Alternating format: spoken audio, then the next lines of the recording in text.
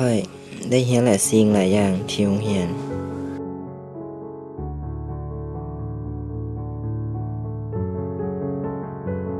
ประเทศของพวกเรามีป่าดงและสัตว์ป่านานาชนิดพวกเราได้ยินนิทานและเรื่องเกี่ยวกับสัตว์ป่าค่อนข้างหลายข้อยสนใจและมักสัตว์ป่าเป็นพิเศษแต่ข้อยก็บ่รู้จักพวกมันหลายปานใด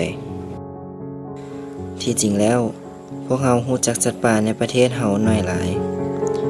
และมันก็บ่ค่อยมีสารคดีเกี่ยวกับสัตว์ป่าแล้วข้อยก็สงสัยว่าสัตว์ป่าพวกนี้ยังมีเหลืออยู่หรือบ่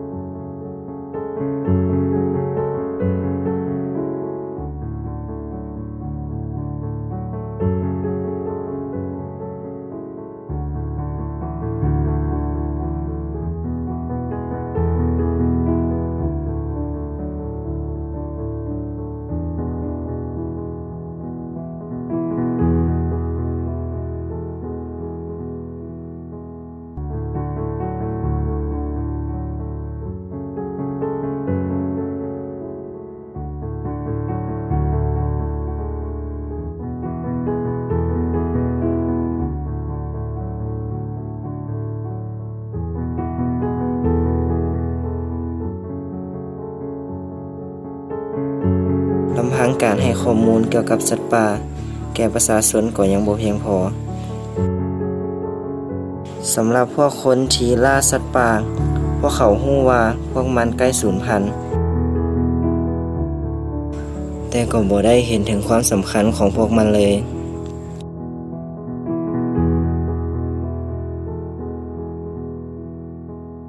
บางคนก็ล่าเพื่อนำเอามาเป็นอาหาร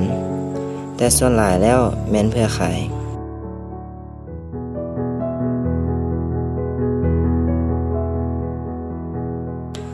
ส่วนต่างๆของสัตว์ป่าบางชนิดสามารถขายได้ราคาดี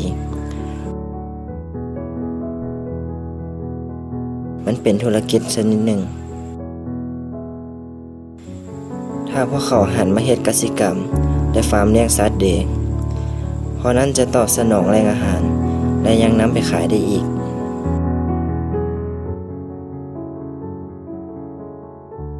ค่อยจะลองเฮ็ดเบิ่ง